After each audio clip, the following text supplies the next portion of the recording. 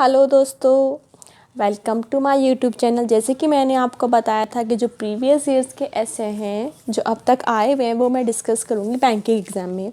तो जो आज का ऐसे है ये IBPS PO 2018 के मेंस एग्ज़ाम में आया था।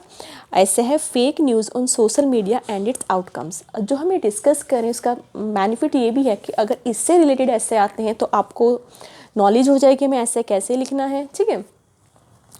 और अगर आप 10-12 बोर्ड के एग्ज़ाम में और भी किसी गवर्नमेंट एग्ज़ाम में आप डिस्क्रिप्टिव पेपर देते हैं तो वहाँ पर भी ऐसे प्रिसाइज राइटिंग पूछा जाता है, ठीक है। उसका एग्ज़ाम होता है तो उसमें भी आपके लिए बहुत बेनिफिशियल होगा। तो चलिए स्टार्ट करते हैं। Fake news on social media and it's outcomes. People must know that fake news and other types of false information can create huge problem and misunderstand the nation's people. जो fake news होती हैं ये क्या करते हैं, हमारी जो miss information होती है उनको स्प्रेड करती हैं और लोगों को मिसअंडरस्टैंड करती हैं। It has a very bad impact because information give shape to our view. जो हम सुनते हैं उसी के अकॉर्डिंग हम अपने परसेप्शन बना लेते हैं and it plays on important role in making a decision that is based on this. और उसी के बेस पे हम अपना कोई भी डिसीज़न बना लेते हैं कि हाँ कुछ आपने किसी के बारे में भी किसी ऐप के बारे में कुछ गलत इन्फॉर्मेशन अगर आपने सुनी है तो आपका व्यू वैसा ही हो जाएगा। आप उसी के अकॉर्डिंग अपना डिसीजन बना लेते हो कि that the app is not good. Through information people from and about a situation. So if you find some information which is false, mislead you, you should immediately report instead of spreading it.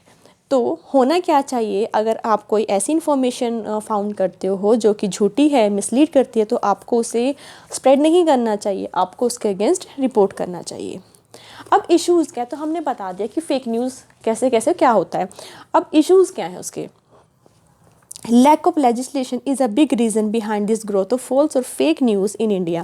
India में जो ये fake news होती है इतनी जल्दी spread होती हैं और इनके अगेंस्ट कोई भी केस रिपोर्ट नहीं होता है। तो क्यों? क्योंकि लैक ऑफ लेजिस्लेशन, यहाँ पे कोई ऐसे प्रॉपर रूल नहीं है।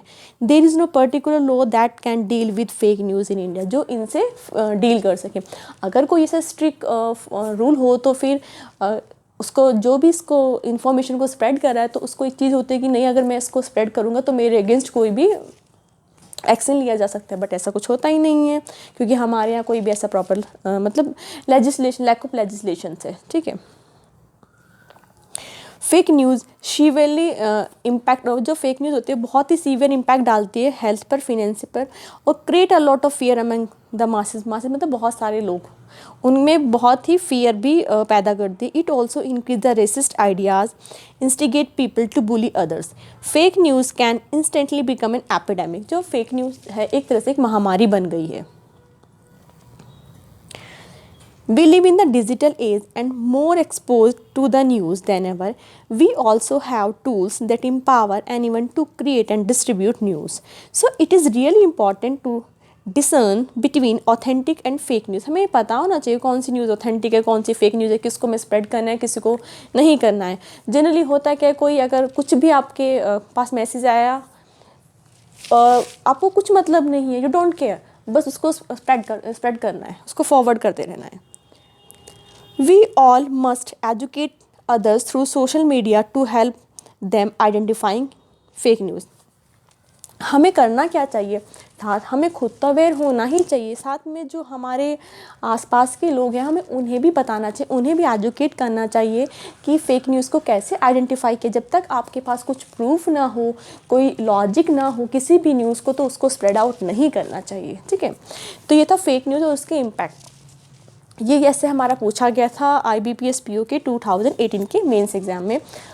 अभी भी गवर्नमेंट एग्ज़ाम होते रहते हैं तो उनके मेंस में भी ऐसा है क्योंकि आजकल फेक न्यूज़ वाला बहुत चल रहा है, ठीक है।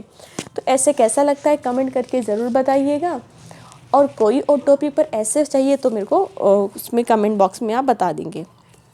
आज के लिए बस इतना ही। Thank you very much.